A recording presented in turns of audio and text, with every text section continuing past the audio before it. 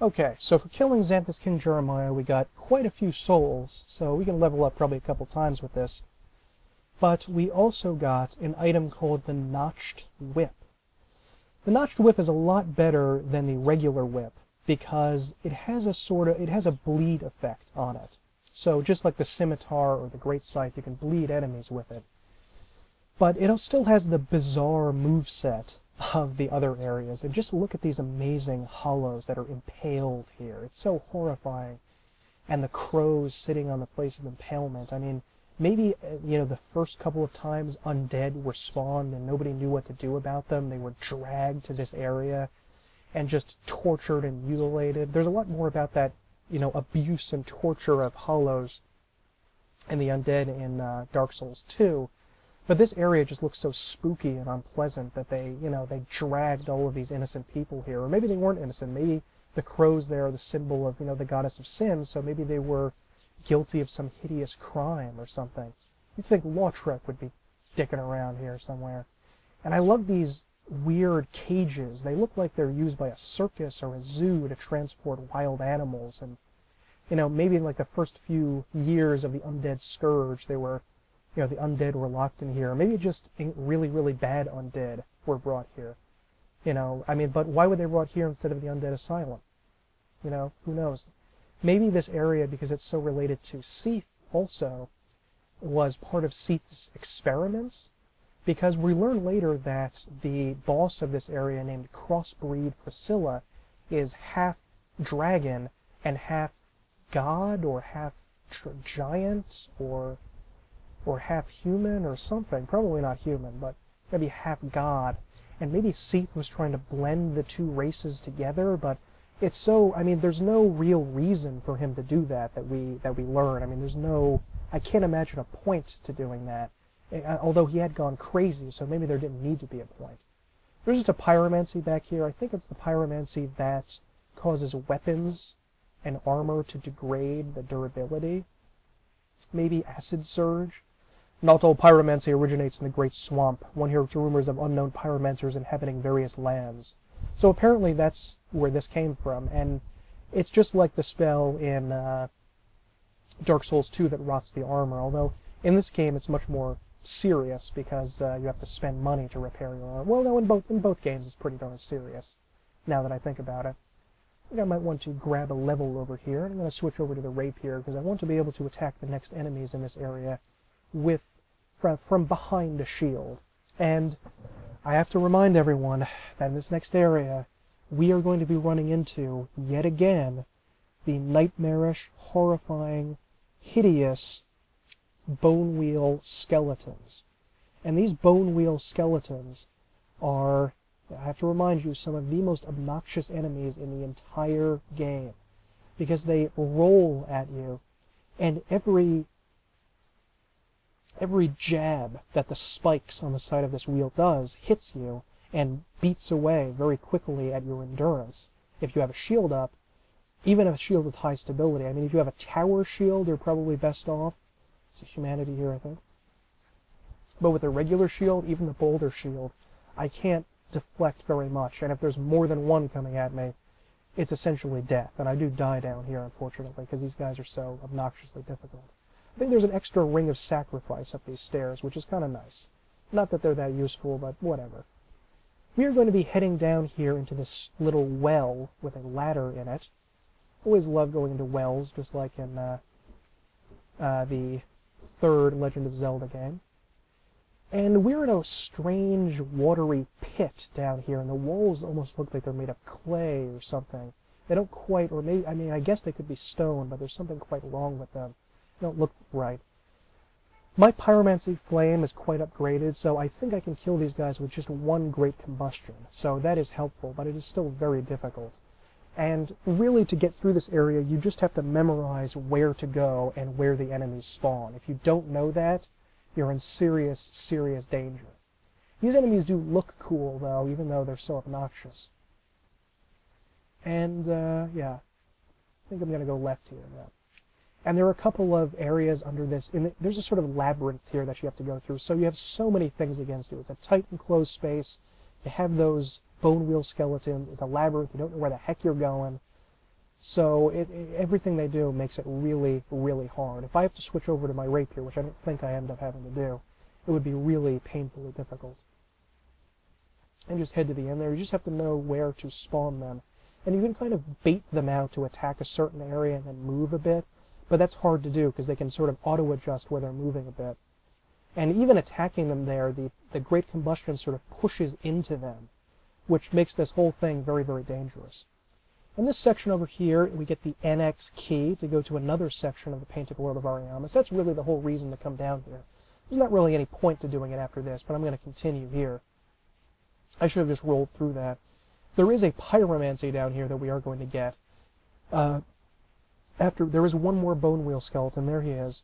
There is another way, another entrance to this place, but it is super, super difficult in order to go there. It's much better to go this way through the little well area.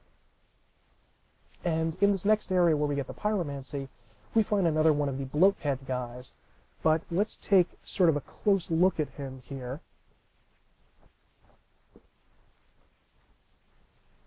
Yeah, he's not hostile. He's just sort of holding his hands over where his face used to be, and he's just disgusted that he's turned into a giant testicular tumor.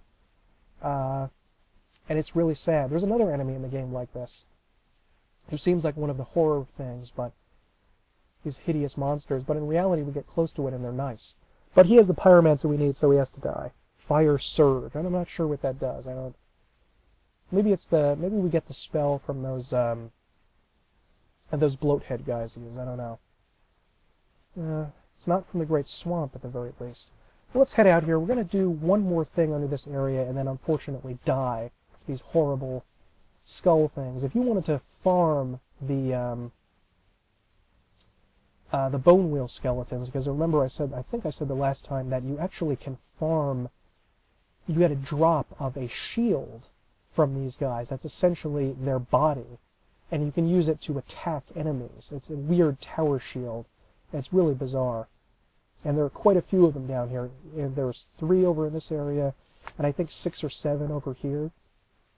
So yeah, it's really, really tough. If you have Great Combustion, I would recommend bringing that. And I used an arrow to open that door, by the way. If you go over there and just open it with a roll or with using your weapon, you're going to be right next to the Bone Wheel, and he's immediately going to roll and attack you when he comes close there. That item there is, I think, just a soul item. It's not really all that important. I have like 15 or 20 soul items in like the middle categories, like Proud Knight and Brave Warrior. And what we're trying to do here is get over to that. If you can see it, a little switch over here that we can pull. Let's take a look at this.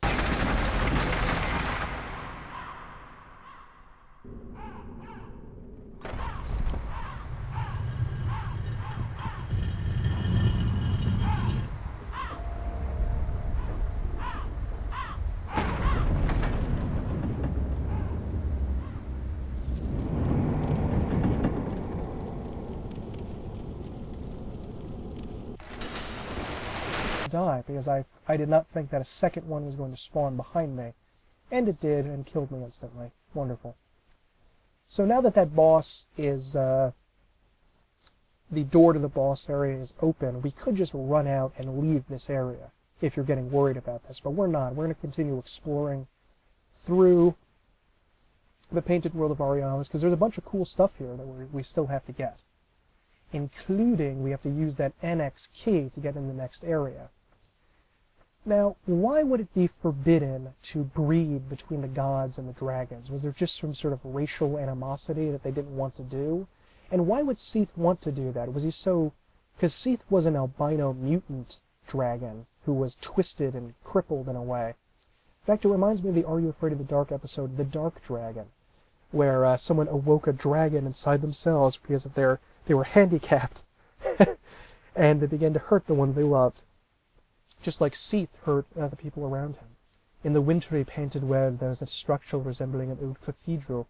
Its annex served as a type of storehouse.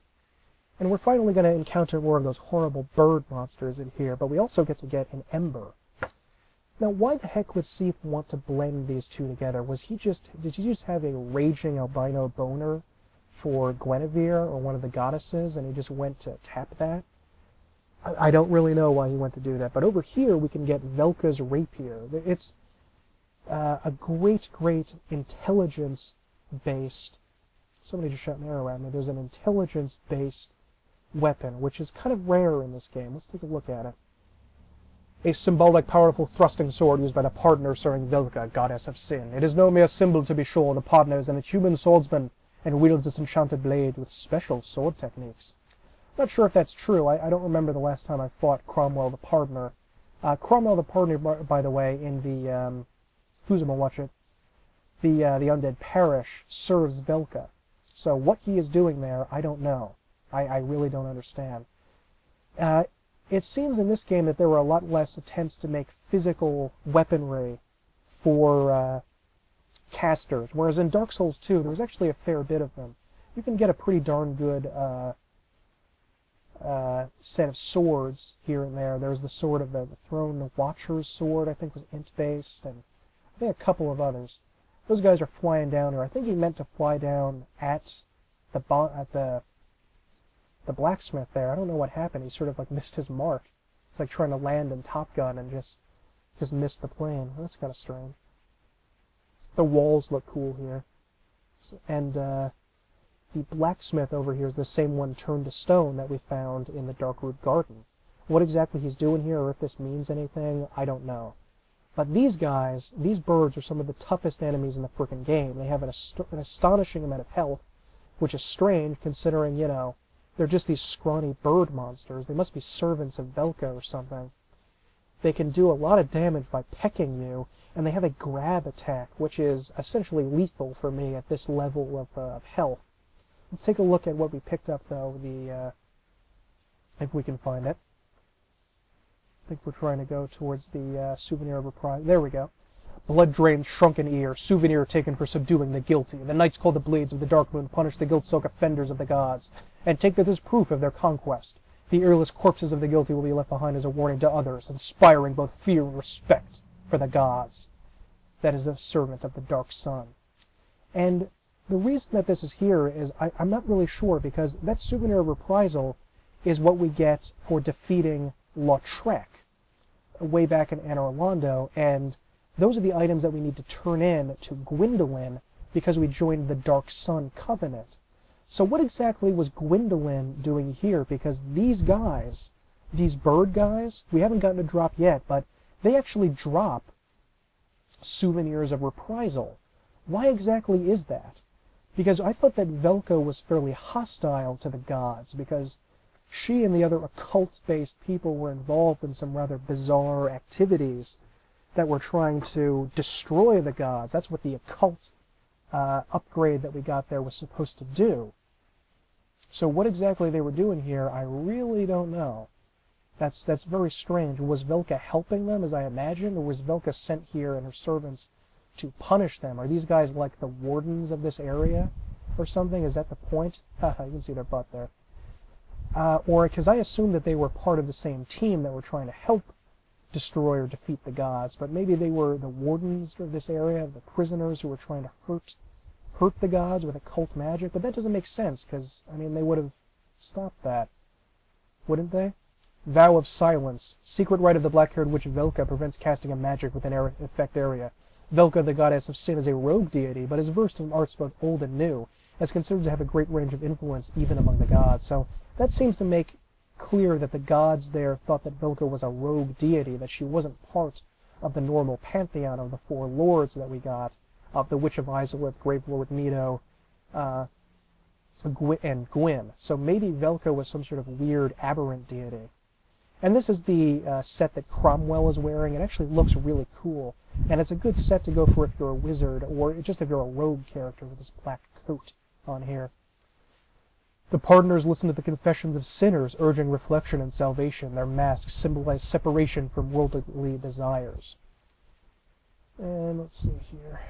I think the chest says something different. The Pardoners' attire is uniformly black in color, is said to be imbued with Velka's mystical powers, which provides resistance from all forms of magic. So what I imagine is that are they saying that the gods themselves are sinners and they're trying to help rectify their sin by helping destroy the gods, possibly? Or, I don't know, I may have got this mixed up, but that's kind of what I like to believe in my own internal story creation of the game. Although I'm pretty sure the lore masters of Dark Souls would tell me otherwise, like Roddy Video or something. And I don't think I can get out of this area without rolling down here. I thought you could jump over this section and get to the bottom. I was almost certain of it. But I guess not, because I tried this a couple of times and failed. Now, the fact that Velka is here, it makes me think that the gods were disturbed by what Velka and the goddess of sin were doing, because they themselves had sinned and didn't want to face the wrath of Velka. And, it seems that even Havel himself was involved in some sort of occult rites. So even the trusted friends of the gods were trying to harm the deities involved in some sort of creepy plot in order to overthrow them. We also find another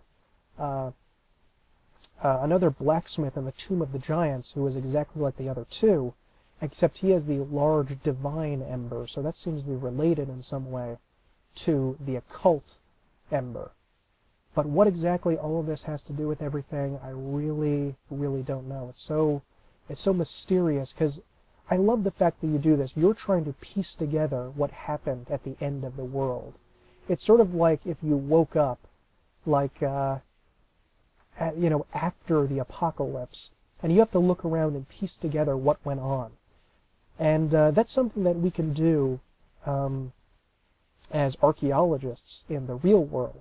This is just a place where you can get like a soul item. There's nothing important over here. Just a little gank with these hollows. And as an archaeologist, you can look into things like the fall of the Assyrian Empire, and you can try to piece together through architectural remains and pottery and ancient cuneiform writing and the Bible, which mixes religion into it, and fable and parable and people's folk memory. This is the other area, by the way, to get into the Bone Wheel area. And you can kind of piece together how the Assyrian Empire collapsed and how really that whole era of Mesopotamian civilization came to destruction. And it's fascinating to look into what had happened at that time period and how things had sort of collapsed in of themselves when the final remnants of the legacy of Sumerian Babylonian civilization collapsed in on themselves as they were attacked by every other civilization, essentially, in that time period. And so I feel that we're doing the same thing in this area. And this is why it appeals to me so much, because I love history and archaeology. I feel like I can do the same thing to this fantasy world and say, were the gods at war? Was there some sort of conflict with the gods? Did they fight did they get into conflict with their own people? Artorias left the gods, it seems, in some way to go and fight the Abyss. And did Gwyn know about this? Did he help? Was he already undead at the time? Was there a period after Gwyn became undead where the things collapsed around them? You can see the butt there. I just wanted to show this. Also, their feet are covered in blood, I should point out. And what happened during the final collapse of this civilization? We're sort of wandering around the undead remains of what was once a mighty empire, what was once incredible, what was once great. And we can figure out how it was destroyed, how it was lost. And this is beautiful up here, this coming into this broken down room where the stairs mysteriously are still up, which is impossible, of course. There's nothing supporting those stairs there. They wouldn't be able to stay up at all.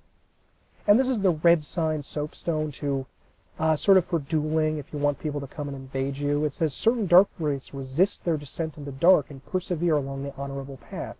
So that's interesting that there are honorable dark wraiths out there. That's very peculiar. And I just love wandering through the decaying remains of an empire and trying to figure out what exactly it was that happened here and where did these people go and how did they live, how did they die. And trying to figure that out with such sparse evidence is something that we've done in history and archaeology for generations. It's absolutely amazing. And now I think I'm going to go fight the Undead Dragon, but I'm primarily going to just pluck away at it with arrows because it vomits that purple puke out at you.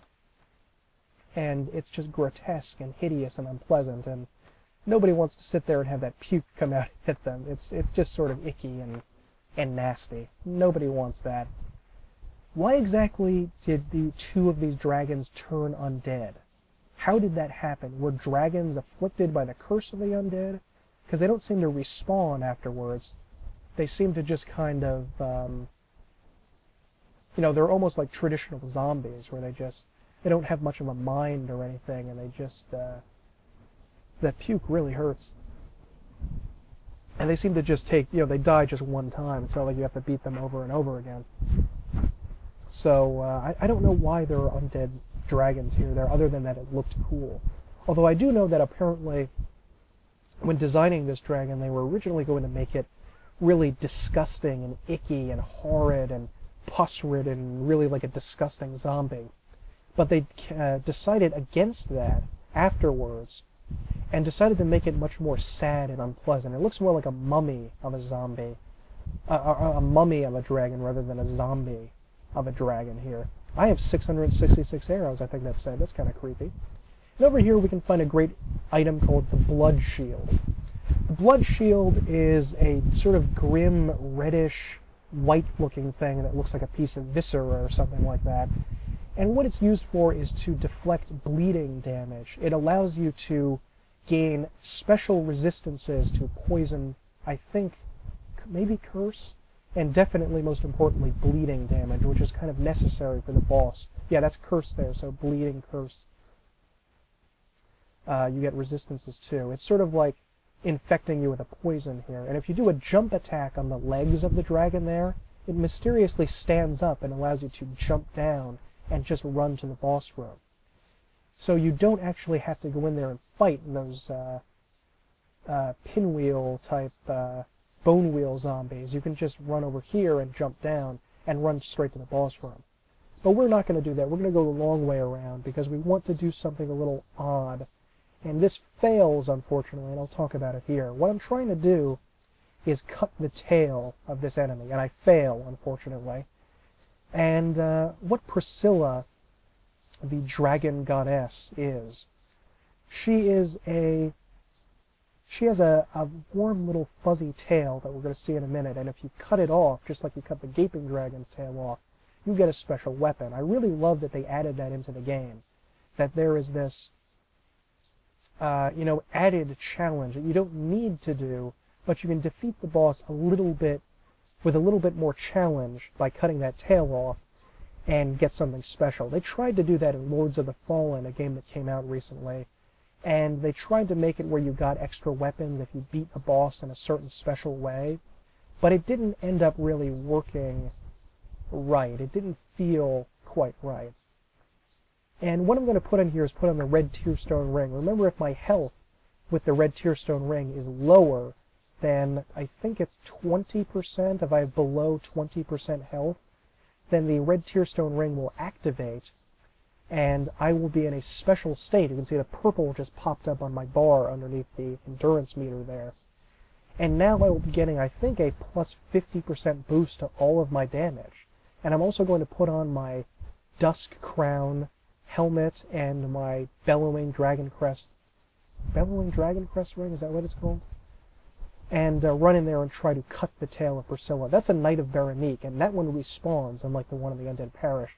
And he has a instant guaranteed drop of a large Titanite shard, so you can farm them there from him if you want. But they're easier to farm from the leeches, so there's no real point. But let's go in here and have a chat with Priscilla.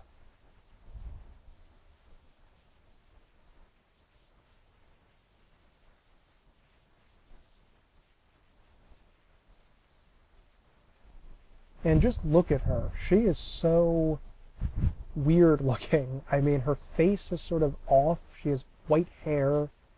She has this unearthly look to her. She looks wrong. There's something not quite fitting about her in some way, but she's also gorgeous, of course. And she has that wonderful little tail you can see flickering around in the background there, and her armor there. I don't know if that is armor, if that is clothing, or if that is just part of her body, because it actually has fur on it. So could it just be her skin or her hair or something? It looks like clothing, but up close it has this fur quality to it. She also carries something called the Life Hunt Scythe. The Life Hunt Scythe is a great scythe that inflicts bleed damage, and it does usually just 2 hits and will cause an enemy to bleed.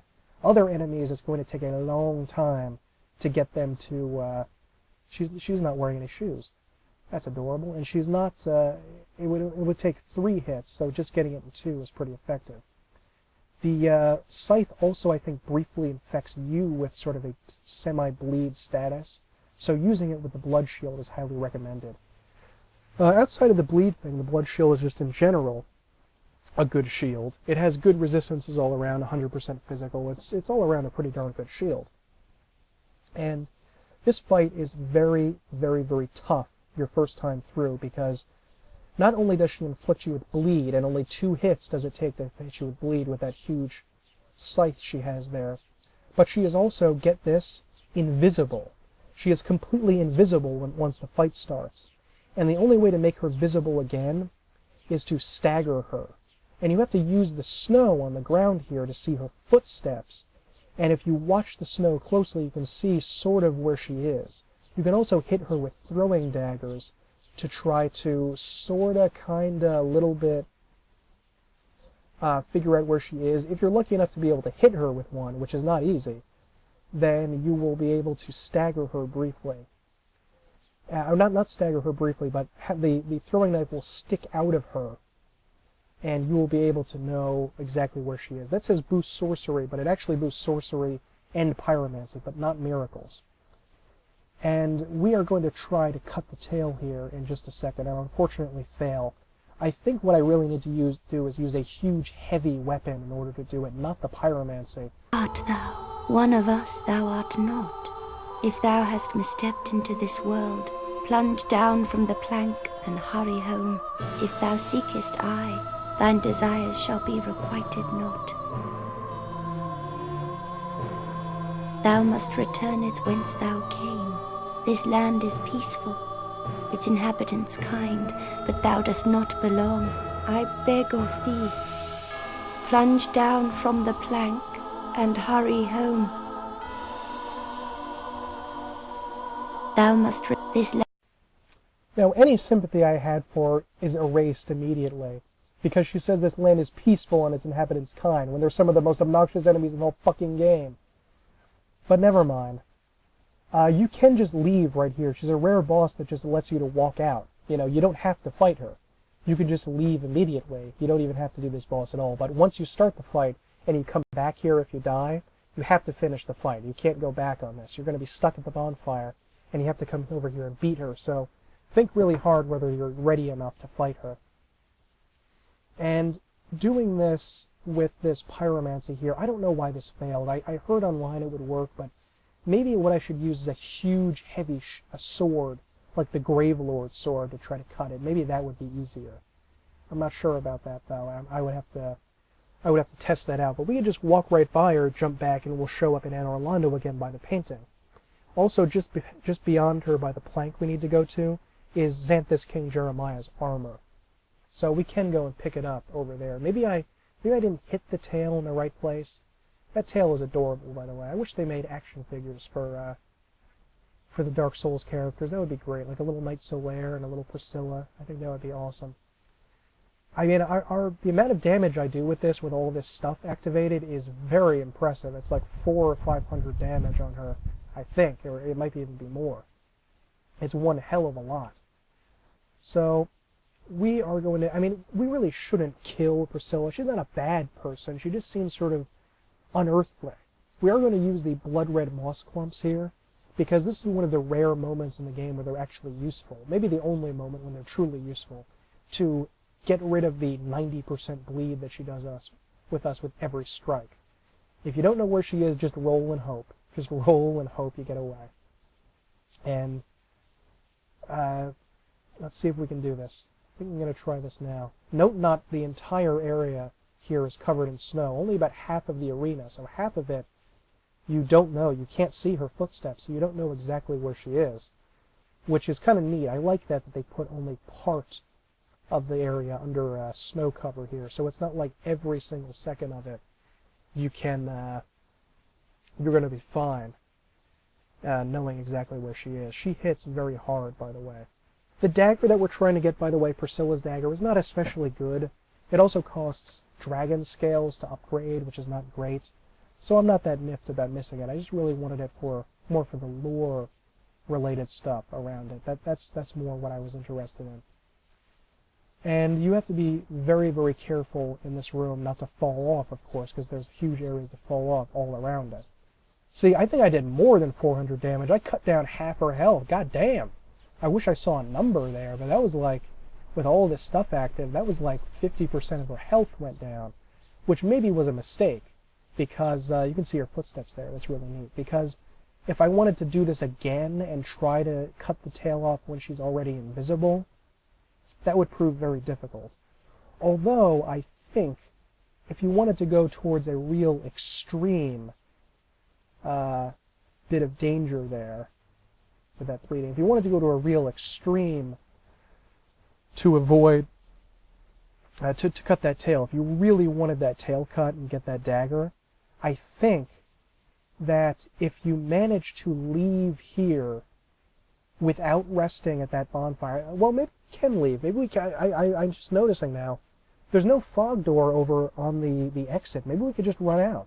Huh, I was completely wrong about that. It looks like we can just run away. Look, 90% bleed damage with one swing from that thing, and I'm just rolling away, hoping she's not going to find me, hanging around by the corner. She could probably also knock us out the window, because that knocked us back a fair bit, that strike with the her scythe. And it looks like we can just leave, and I think if we go to Cromwell the Pardoner and ask for pardon, then he will make Priscilla, peaceful again, and we can just come in here and go and have another go at her tail. So if you're really extremely into that, that would probably be a way to go about it. Although, again, it's really not that useful. This is a really tricky boss that you have to fight invisibly. It's so tough to figure out here. I'm using so many potions and moss clumps and getting pretty unlucky, especially because I don't have my good rings on, so I'm not fast rolling. I'm making this so much harder for myself. But I managed to defeat her anyway, because it's kind of sad. I wanted that darn dagger. But what are you going to do, right? And here's Xanthus King Jeremiah set, the most ridiculous looking set in all of the Souls games. I also want to point out that Xanthus King Jeremiah set is based on something in Demon Souls, an enemy called the Old Monk, who was a bizarre, magic-obsessed person. King Jeremiah, the legendary exile. No one knows where it came from. Maybe it came from Xanthonia. I don't know. And look at this helmet. It looks so ridiculous. It's so huge. It looks like a bandage, too. It looks like a thumb that has been, you were using a hammer and you hit your thumb and you bandaged it up. It looks so ridiculous. The crown bears high-quality cloth, which is quite soft at the touch, but its bright yellow color stings the eye and is clearly far too big. Well, obviously.